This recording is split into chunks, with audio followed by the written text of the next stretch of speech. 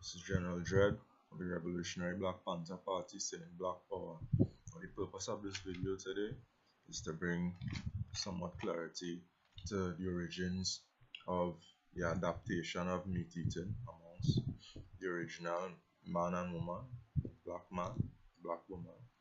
Okay, so when I get right into it, we never had within our cultural system the habit of meat eating or the open practice of meat eating.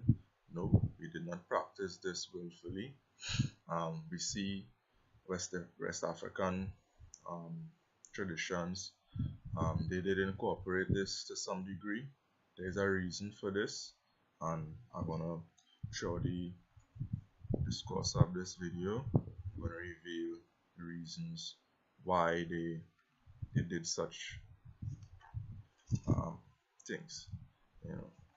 It had the sacrifice of the animal. The blood was offered up to certain divisions of the spirit, right? And then the entire, collectively, the group of peoples, they went ahead and cooked the animal flesh and they devoured it, right? So throughout the course of this video, I'm going to review to you why. So first, let's look at the word barbarian, right? It's made up of barb and Aryan, right? That word Aryan, we know what the meaning of that is. It's when we hit up our search engines, we see it's that of, they tell us it's the Indo-European or Nordic people out of the Scandinavia peninsula, which is northern Europe, right? Which is comprised of Norway, Sweden, Denmark, Finland, Iceland, etc. Right? So barb. Some of the meanings of this word. Let's use our search engines. I went ahead and gathered the meanings of this word as given and posted online, published officially. Barb. A sharp projection near the end of an arrow or spear, etc., to make it hard, for when you want to pull it out, it will be difficult. Understand? It also means bear, right? Also, it means a type of North African horse, right? Also, women used a piece of linen to cover their head, their throat, and chin, and they call this a barb as well. All these things are called barbs, right? Also, to say that someone is a barbarian, right? It's like when you see someone is an African, you need to have that landmass that they come from Africa. Say that someone is a European, that landmass, Europe, and so forth. Say that someone is a Caucasian, we know that there is such a place called the Caucasus Mountains, right? In the Caucasus regions, of Iran, up in the hills, Iran, Turkey, Russia, that whole region, is where the Caucasus Mountains is, and these where the Caucasian people, they roamed and hunted and gathered and so forth. Alright, so they went ahead and they named a place between Egypt and Gibraltar, right? They went ahead and named this Barbary after a point in time in the timeline of history, right? This place called Barbary was also used as a base for pirates / slavers, during the 16th and the 19th century. So barbarians, right? Okay. Let's also look at the word agriculture, right? Agriculture. So when we hit up our search engines, we could also go through encyclopedias, whatever means, whatever source of information, explanations, details of words. We can see that the word agri, it denotes that it is ascribed to certain places and people, right? Not much true. So agri.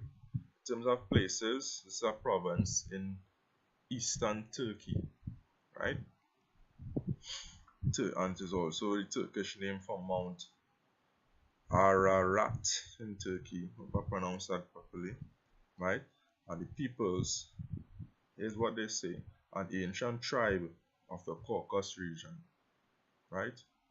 Agree, an ancient tribe in the Caucasus region, and also a certain ethnic group in India, pale skin. Okay, so agree.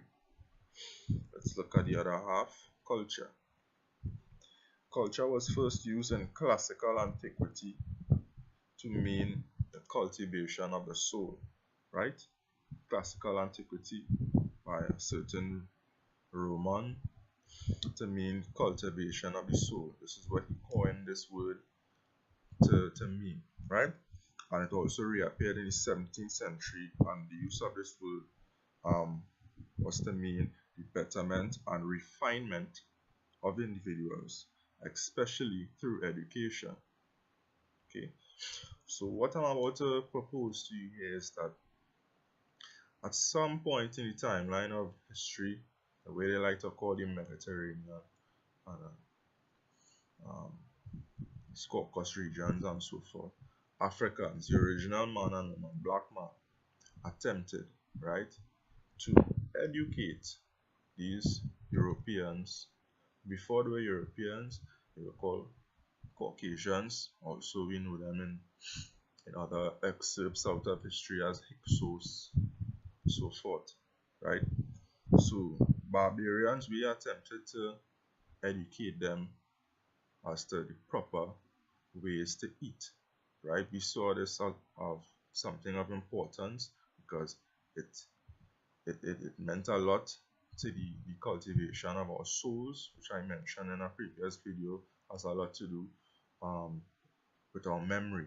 Our souls, right, concerns that of our memory, the things we store, right, the things we put into our memory and take with us throughout our lives to serve as guides for behavior and different areas of life, finances, religion, all these things.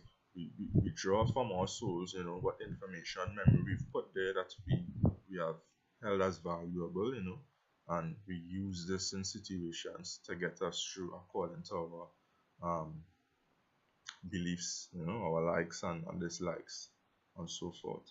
So we are tempted to educate this Caucasian on the proper ways of eating and the proper ways of sourcing the appropriate food. Why did we do this? Why did we see the need to do this?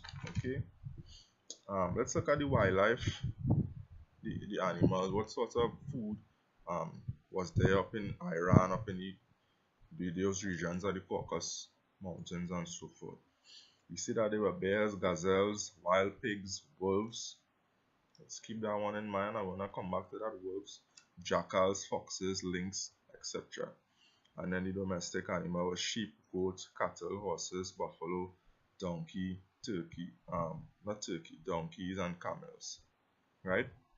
Also, the first evidence of domesticating animals was, we see this coming out of records in Africa. And why did Africans attempt to domesticate animals? Well, there are a few reasons, right? None of which were to eat, right? Let's keep that in mind. So why did we attempt to domesticate animals? To help plow land, we want to plant food. We have all these people to feed, and all these seeds to plant, a lot of work to get done, and we wanted to incorporate the use of animals, animal labor, not to subject them to harsh conditions and overwork them till they die and be inhumane about it.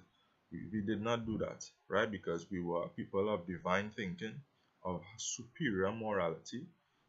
This was in our whole agenda and walk in life. Hence the reason why we chose to eat foods. We always like to observe things, nature. Apart from nature, we mapped out the whole, we, the distance, the circumference of the planet, right? We could have measured the distance from the earth to the moon, the earth to the sun. All these things we calculated, we observed the cycles, hence how we came about with the knowledge of, the different um, 4 seasons, the solstices and the equinoxes. This came out of Africa, out of African minds, right? From patience, right? Observation, extracting that empirical data, and that love for life and overstanding. This is what we were about. We were not about this impatience, this uh, it's about now and conquer and rage and all this. We never took that approach. Okay, this came about from the Caucasian, and I'm explaining why. So back to domestication of animals. Africans, we domesticated animals to help plow the land. They assisted us, the beds and so forth. Also for transport, to provide transport, to transport goods, also to transport us. Right? We want to reach over distances quickly, more efficiently. We trained animals to, be less fearful of us, and in time, we rode animals and so forth. This is how this came about. Afterwards, the Caucasians, they saw this. There were periods of time when we taught them this, right? Because we did teach them, right? And unfortunately, it wasn't, to the best outcome that we would have wanted, right? Also, we domesticated animals for pets, but not to eat, right? Not to eat.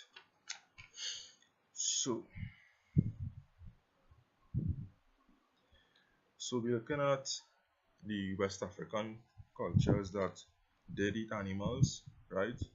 The Yoruba tradition, and it was because we did in those timings, they didn't have enough time to plant, to cultivate, to harvest crops. Because why? These barbarians, right? All they did, right? All they were interested in is conquering, raiding, burning villages, raping our women, capturing our children, to do all sorts of devilish things. You understand? So we also looked at these people and saw that, through that observation again, that they were surviving off of eating meat, animals, right? And in time they incorporated this, but not with the exact same approach as the Caucasoid. We try to put that moral and spiritual touch to it by, commemorating a spiritual ceremony, and the slaughtering of the animal was accompanied by fervent prayer, meditation, dance, rituals that were not disgraceful to life, and the division of our spirit that we wanted assistance from. If it was the group of people that these barbarians were pursuing, and always giving us a hard time, we weren't that strong in defending ourselves, right? These Yoruba, they pray to Ogun, okay? And in Egyptian tradition, this is called Herikuti, right? Divine justice, God of war who comes to end wars and to start them, right? We see this taking place in Haiti, when the slaves, they went through a whole 10-year period of revolt, and they did win in the end. We also see that they used this method, when they took to the mountains and used some guerrilla warfare tactics, whatever tactics they used to defeat the army of Napoleon, which was at that time so-called the greatest army on the planet. That army was defeated by Africans who had no choice but to eat whatever animals, that wild animals they could have captured, hunted and captured in the mountains, in Dominican Republic, as Haiti today. It took about 10 years, and we were successful in our revolution, right? So it was never about, we just love animal flesh and the taste of it. We salivate at the sight of raw blood and flesh. You understand? This is not how we are. You can assess yourself, and even if you are a meat eater, you assess yourself take a look at a raw piece of animal and see if that entices you and, and causes you to salivate to the extent that you you have a craving for this piece of flesh. It's not how it is, but we see this, right, within Caucasian. They don't even care about seasonings and salts and peppers, and you know that seasonings originate from us, right? That same plant-based diet that we always had. This is the basis of where we season things, and to add that vegetable taste to it. Even now today, we see Caucasians, they don't care. They don't care for the seasonings in their main restaurants and the way they cook. Their food is just very bland. Most of them prefer it raw. They want to call it rare and medium rare and whatever. But as we can see, we're going through this and we're uncovering the truth behind these behaviors and these cravings of Caucasians, right? So they invaded our villages, burnt villages, did what they did, and we had no choice in West African tradition but to, hunt animals and eat them to survive, right? We did this to survive, not by, just a lovely choice that, we just love animals to eat, right? Also, we didn't even have time, if you realize, all mining, extraction of minerals and coal and things from the earth had to stop. We had the time and the space and the freedom to do these things before the Caucasian came, these barbarians, and they started all this all-out attack on us, right through. Understand? So all this mining for jewelry and gold and constructing monuments and pyramids and things had to stop. Okay, right. So what they did a special prayer relating to the faculty of the spirit that they needed assistance in, whether it is help to defend themselves, or whether it's wisdom to formulate a plan to, overthrow them, conquer them, be one step ahead, 10 steps ahead, however, this is what they did. West African tradition, right? So I also want to just look at the word vampire and the word werewolf, right? Stick with me. Vampires, you see movies, it depicts person with long incisors, right? And they like to drink blood, garlic. They want to run away from garlic and so forth. Vampire, right? Vampire. When we hit up our search engines, we type in vamp, V-A-M-P, we see that this means to redecorate or to recondition, to remodel or reconstruct, right? Ire, this. Next half of the word means either outrage, fury, wrath, or anger. So put them together, you get vampire. This word vampire has a very similar pronunciation and sound to it to that as empire, right? So what we can take a look at is that the people who coined this word vampire, right, they were trying to also say that this is a subdivision of the master race of Caucasians, right, who were most interested in usurping thrones, right, usurping empires, reconditioning it, remodeling it, reconstructing it towards their ideals, and by way of force, fury, anger, wrath, outrage, we have evidence of this. This is the means that they use to achieve their ill ends, right? So we also see that these types of Caucasians were fond of blood, the vampires, and raw flesh, bloody raw flesh to consume, right? They were not interested in veggies and seasonings and so forth, right? Also, what they did, they used to sharpen their teeth with tools, right, to tear flesh and things more easily, right? So let's look at werewolves. Werewolves is spelled W-E-R-E-W-L-V-S. So werewolves. Why is W-E-R-E pronounced were and not were? Right? Let's take a look at why it's pronounced this way. Because this was an ex-subdivision of the Caucasoid race, the barbarians, who used to hunt. They observed wolves. They came out of the Caucasus Mountain. I mentioned earlier on that wolves was frequent. They were native to the Caucasus Mountains, right, which had sub-freezing temperatures, December, January, so forth. Showed in the summertime and thing, yes, it had heat and so forth, but mainly higher up in the mountains, cooler the temperature and whatnot, right? So what they used to do, we know some secret. People, tribes, when they kill an animal in the hunt, they used to wear the animal skin on them for a few reasons, whether it's for to keep them warm, from the cold weather, or to protect them from rain or whatever. Also to camouflage themselves, or to use it as symbol, as like a uniform when time to go out and battle or whatever have you.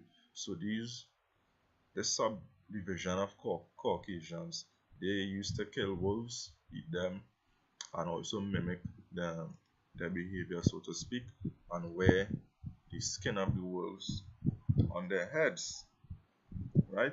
And this group of Caucasians, right, they were more fond of burnt flesh, roasted flesh, you know, and the methods they went about obtaining their food, was by aggression, um, ambush in the night, mainly according to the when the moon is full, right?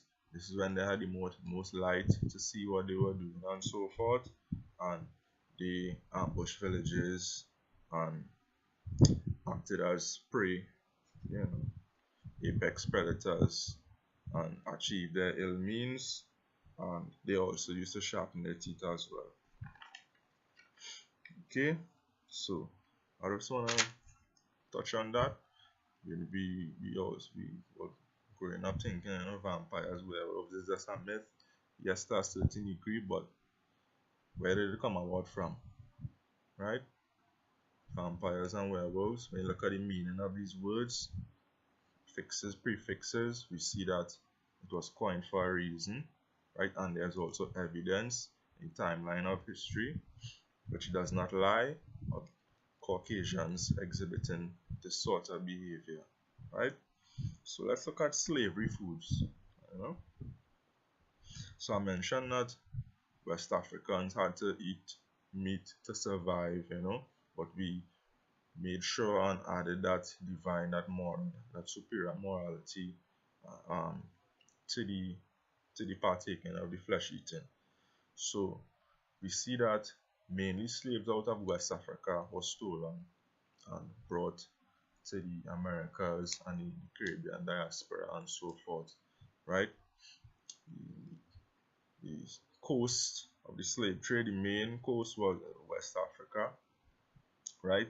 So we see that in slavery, we also had to eat very nasty things.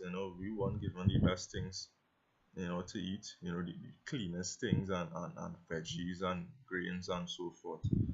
So I just want to touch on a few foods that originated from slavery. Okay, one of them being corned beef, right? What is corned beef? We call it mystery meat here in Trinidad, but it's not a mystery. Corned beef is what you have is the entrails, right? What's left over of cows after the main um, sections of it were already cut up and sold, you know, as as a higher quality of meat. The remains and what this was put into a grinder, right? Everything was shoveled up in that room. It's shoveled up and mixed up and whatever. That's all ground up. Head, some bones, snout, tongue, everything, even flies and feces. All this is in there, ground up and packaged. It's tinned. It's packaged in cans and so forth. And they sell this as corned beef, and people love it. They go in the supermarket, the grocery, the corner store, and they get this and they love it. They fry it up, whatever, put the ketchup and thing, and they eat this. So corned beef, sausages, well, it's a similar thing. Mainly of blood and whatever remnants of animal flesh is left. All this is ground up, minced up and thing in a machine, and then stuffed into the intestine of an animal, and tied at both ends and left to clot, right? And then it is sliced up. Some don't even be sliced, they sell it, as a whole long thing. So, right. So corned beef and sausage. Tripe, that's just like guts, like goat guts. Alone, small intestines, it's peppered, it's either peppered or stewed or curried, add seasoning to it, give it a taste that don't make you, I don't know, vomit. If you, you pretend that, it's not nothing gross and you still consume it, the taste of it probably wouldn't make you hurl. You see, swine dishes, the pork ribs, and the pigtails and so forth. This came out of slavery. We did not used to eat this in our homes in the mother continent. Never practiced this, right? Also sauce, that's like swine, pieces of swine. It's roasted and so forth, and then we submerge it into a bowl with lots of salt and pepper and seasonings, so it's like a chow, a flesh chow, right? Sauce. People in Trinidad, they love it. They love corned beef, they love sauce, they love sausage, they love tripe, right? They call it pochoni, right? They love swine dishes, which is ribs and pigtails and so forth. Also, we have the pudding section to it. Pudding is it's like something similar to sausage, but it's 100% blood and seasoning, right? Stuffed in an intestine and left to clot. Pork blood stuffed in an intestine and left to clot. And then people come and they purchase this by the pudding man, they eat it with bread and they love to put pepper and so forth. These dishes originated from slavery, and I'm making mention of this because there are a lot of things that we need to shed, and poor eating habits is one of them. Purpose of this video. A lot of people will like to go out of their way to deny it. I know that some of the things I'm saying are not true, just to rationalize and justify their use of, and their partaking in meat eating. You go straight ahead. My purpose, right, of making this video is to provide education, right? Because I want to see my brothers and sisters, kings and queens, refine their diet, and in turn, like I mentioned, the meaning of cultivation, right? Cultivation of the soul through education. Eating habits have a lot to do with it. Okay? So this is the purpose why I'm making this video, not to insult anyone. There was a point in time that I was subject to eating these things, and I saw the light, and I made the appropriate decisions, and I don't consume them anymore. Right? It's a very good decision I made, and I feel great. Right? So you want to shed these dishes coming out of slavery, right? I ask you to stop, right? If it is, you do accept the fact that, when we look at history books, and the slave masters say we were savages, in Africa. That's what we were before they brought us here. We were savages, right? The timeline of history and evidence shows that's not true, right? If you want to ignore the timeline of history and the evidence, well, then you have to admit to yourselves that you were a savage, right? Hence the reason why I want to justify meat eating and so forth. So if you want to continue with it, go right ahead. That's your decision. I cannot force you to do anything. I'm simply here to educate, to edify. Right? So what this meat eating did, it changed our focus. It changed our approach in life. Our main focus in life was to become one with the divine and nature, to understand, our surroundings, ourselves, that knowledge of self. Okay, and so it changed our focus and our approach. This whole meat eating and then slavery goes hand in hand, right? So what it also did was it polarized our consciousness in the lowest division of our spirit. One of my previous videos, I mentioned the three grand divisions of a spirit: the Sahu division, the Ab division, and the Ba division. The Ba division being the highest, the divine portion of our spirit, which consists of uh, highest faculty of unification, divine wisdom, and divine power, spiritual power, Ba. And then we had the Ab, which is the moral division of our spirit, which consists of the divine laws, Ma'at, which also consists of Herakuti, which is the faculty of divine justice, right? As well as Heru, the faculty of will, the projection of the will of the creator within us. We have that faculty of choice to choose to do something. That free will is where it is housed in the second division, the moral division of our spirit called the Ab. And then we have the lowest division of the spirit called the Sahu, right? Which houses our use of trance, learning, and storing memory, which is called offset, as well as our imagination, heteru, and our intellect, which is Sebek, right? And then underneath that, part of the Sahu division is Geb, which is our physical makeup and anatomy, that this molecular shell that our consciousness is housed in, and our spirit, our life force animates this body, right? Also, the lowest division of our spirit is called the Cab, the Cabet, right? And this denotes the animal division of our spirit, right? And we all know animals are subject to impulses, sensual cravings, and wayward appetites, right? We also looked at the fact I made a previous video describing the four sections of our brain that makes up the complete brain.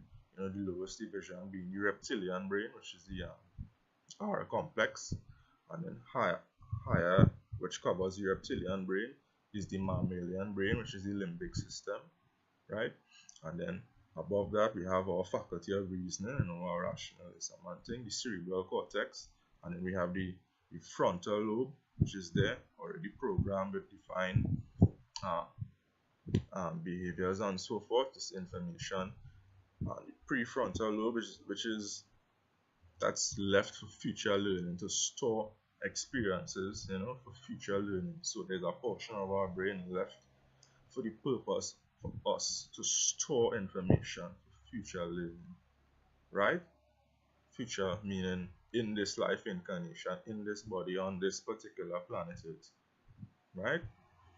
So the lowest division, animal division of our spirit, I mentioned sensual cravings, wayward appetites. So when you get that urge for animal flesh, right, just know that that's not you. That's the animal within you, right? Craving for what it wants, and you go out of your way, like a fish out of water. Understand? You had to get this, you had to get this, right? That's not a divine attribute. That's not patient. That's not thinking. That's not, it's an animalistic quality. So just know that the sources of these impulses that come from within you, what's really taking place when you experience them. According to the African tradition, our high ancient African ancestors, this is how they describe it. I am simply a messenger, just relating it to you, reminding you, because I'm sure everyone knows this already. I'm just here to remind you. Okay? So this is what takes place. Our consciousness is polarized in the lowest division of our spirit, and it's also tied in to us functioning predominantly out of our reptilian portion of the brain, which concerns in hunting, instincts to mate, and so forth, how to build a home, and the mammalian brain, which concerns emotions, energy in motion, right? So we keep our consciousness polarized in the lowest division of our spirit, and we tend to act and behave and lead our lives very similar to animals, thinking that we are on top of things, we are the apex predator, right? even though the creative planes of existence in the mineral kingdom, and then we have the plant kingdom, and then we have the animal kingdom and the kingdom of man. Yes, we are on top and we were given dominion of animals, but we should act like animals, right? Especially in the situation that we have found ourselves in, you know, system of white supremacy, just tightening the grip on our souls. We need to liberate ourselves from this, right? We need to be divine more than ever, right? So there's reason and cause for us to go back to our ancient divine traditions and seek divinity if we really want to win this battle more than ever.